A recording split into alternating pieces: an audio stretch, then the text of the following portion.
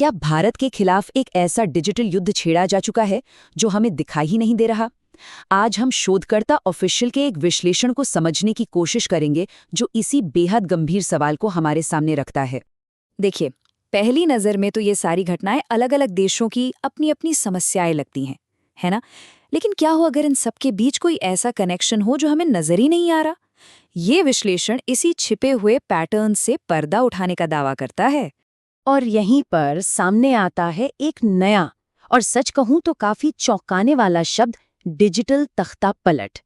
ये कोई पारंपरिक जंग नहीं है जिसमें टैंक और मिसाइलें चलती हैं। ये तो अस्थिरता फैलाने का एक बिल्कुल नया डिजिटल तरीका है। तो चलिए सबसे पहले देखते हैं उस पैटर्न को जिसके आधार पर ये पूरी थ्योरी खड़ी की गई है। जरा सोचिए कि कैसे भारत के आसपास के देशों में एक के बाद एक संकट खड़ा हुआ। अफगानिस्तान में एक चुनी हुई सरकार का रातों रात गिर जाना, श्रीलंका में आर्थिक अराजकता का फैल जाना और बांग्लादेश में एक छोटी सी अफवाह का पूरे देश में हिंसा की आग लगा देना।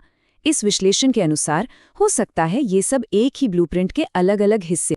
तो आखिर ये डिजिटल तख्ता पलट है क्या चीज? सोर्स इसे एक ऐसी रणनीति बताता है जहां असली हथियारों की जगह फेक न्यूज और सोशल मीडिया ले लेते हैं। मतलब जानकारी को ही एक हथियार बनाकर किसी देश को अंदर से इतना खोखला कर दो कि उसकी चुनी हुई सरकार गिर जाए। अच्छा, सवाल ये उठता है कि ये डिजिटल हमला आखिर किया कैसे जाता है? वो कौन से तरीके हैं जिनका इस्तेमाल इस विश्लेषण में बताया गया है?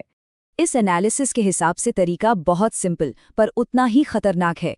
पहला स्टेप, इन्फॉर्मेशन ब्लैकआउट, यानी सच को लोगों तक पहुंचने ही मत दो ताकि हर तरफ कंफ्यूजन फैल जाए। और दूसरा स्टेप, फेक नैरेटिव, मतलब एक ऐसा झूठ बनाओ जो लोगों की भावनाओं को भड़काए और फिर उसे सोशल मीडिया पर इतनी तेजी से फैलाओ कि वो सच लगने लगे।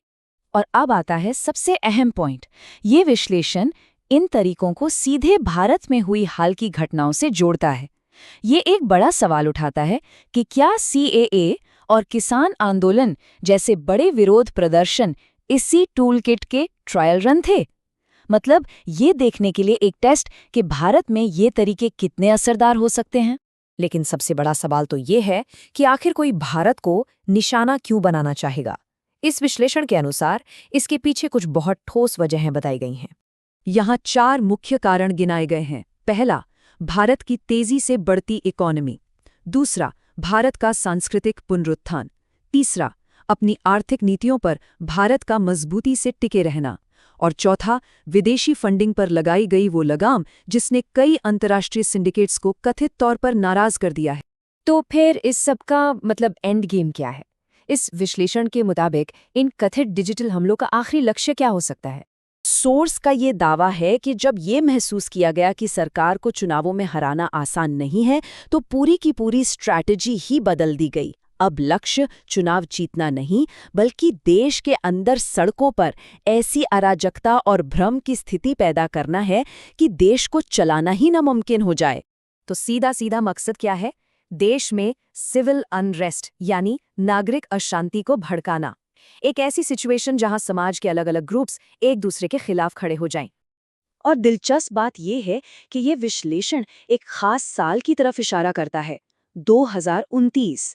ये इस पूरी कथित योजना को एक तय समय सीमा देता है जो इसे और भी गंभीर बना देता है। और इस नागरिक अशांति का अंतिम नतीजा क्या होगा? पूरी दुनिया में ये संदेश फैलाना कि भारत अब निवेश के लिए एक सेफ देश नहीं है। इससे होगा ये कि विदेशी निवेश रुकेगा और देश की आर्थिक तरक्की को दशकों पीछे धकेलने की कोशिश की जाएगी। अच्छा, तो अगर खतरा इतना बड़ा है तो क्या इससे बचने का कोई रास्ता भी है? अच्छी बात यह है कि विश्लेषण में इस डिजिटल खतरे के समाधान पर भी बात की गई है। यहाँ बचाव के लिए 2 मोर्चों की बात हुई है। एक है डिजिटल संप्रभुता, जहां सरकार अपने लेवल पर स्वदेशी ऑपरेटिंग सिस्टम बनाने और सोशल मीडिया कंपनियों के लिए नियम सख्त करने जैसे कदम उठा रही है। और दूसरा सबसे जरूरी मोर्चा है नागरिक शील्ड, यानी हम और आप, आम जनता। अब देखिए, एक आम इंसान यहाँ 2 भूमिकाएं निभा सकता है।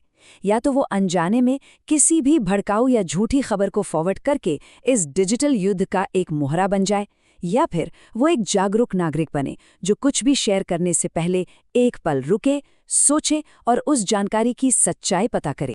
कहने का मतलब ये है कि इस पूरे डिजिटल चक्रव्यूह का सबसे बड़ा जवाब कोई टेक्नोलॉजी नहीं, बल्कि एक जागरूक और जिम्मेदार नागरिक है।